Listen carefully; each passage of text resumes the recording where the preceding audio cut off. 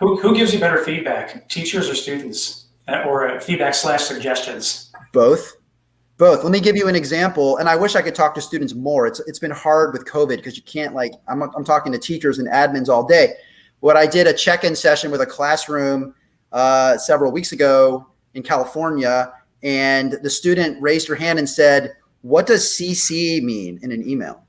And I'm like, wow, and not only that, I did another check-in with a student in Boston, and he didn't even, just get your head in this headspace for a second. He didn't even know how to open up the window to start an email. Wow. So you talk about when schools are falling short, they think students know how to send an email. He doesn't even know how to open one.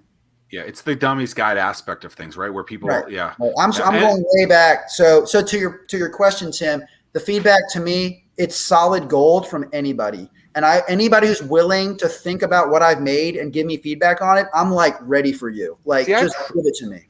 I appreciate that. I don't think many do appreciate that. I think about my TV days. I would rewatch everything. I would every podcast, every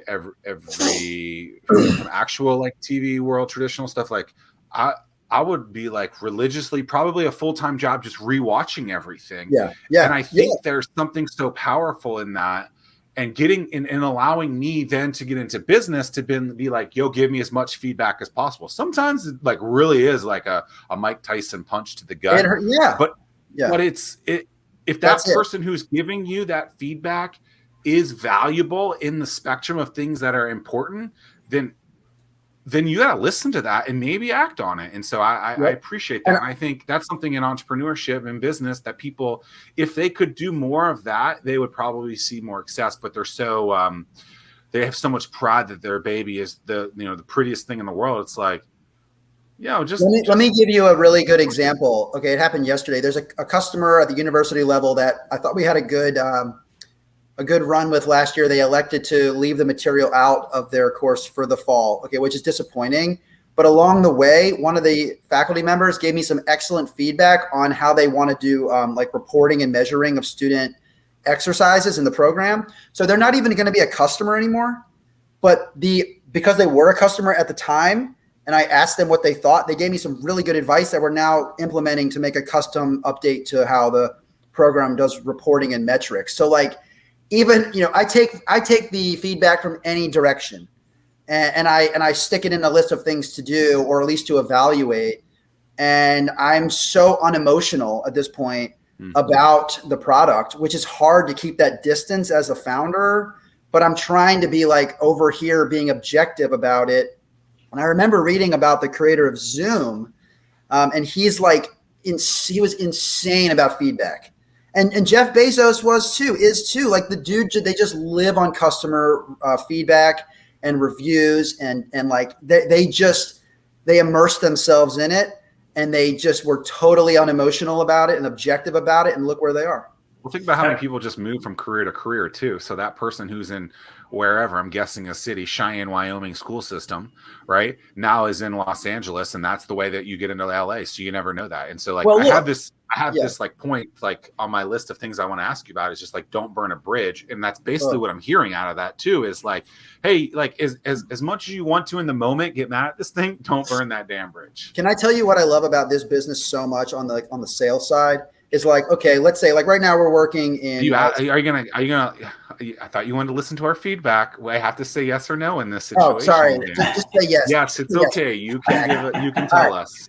So the point is working with a school system in Virginia, right? And then they go to a conference and they say, "Oh, we're working with this Rubin company on email writing," and the other principal's like, "Oh, what's that?" I want to know, because they don't want to fall behind the other school, right? So it's this incredible insular network that talks to each other a lot, and they're not really competing because they want to help each other. At the end of the day, it's just cities, right? So, but to your point, I got to keep everything on the up and up because people float in and out of rooms, local, state, national, all the time. And I want them to talk about my company and my product favorably, because you just never know who the next person's going to be who might hear about it. And then they come to me and it ends up being this really significant sale, right? So you're absolutely right. I never snap back at people. I just say, I'm grateful for your feedback. And even if inside it hurts me a little bit because it's like something I really believe in, or maybe I think they're wrong, right here, I'm just like, I really appreciate you saying that, and then I sleep on it and they're probably right. Because the bottom line is they're the educators. They're the ones, implementing this material. I'm just giving it to them. So if they need it a certain way, then what the hell do I know? Right. They're the ones doing the work. Ultimately, they're like almost like subcontractors for me. Yes. They're doing this work for me. If they need it a certain way, I'm going to make that happen for them. But real quick, Tim, the answer to that, I think you can always have the same answer too, right? Is this like, I appreciate your feedback. So that way you're not like giving your emotions in it, whether it's good or bad, just always say the exact same thing.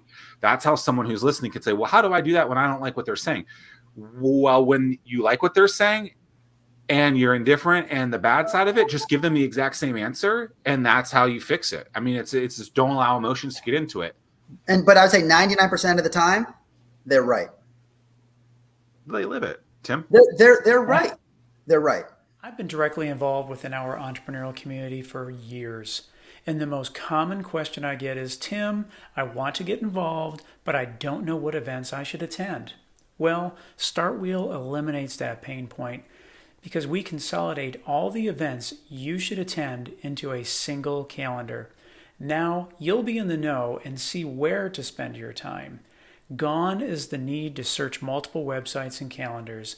Just head to startwheel.org and see for yourself. That's startwheel.org.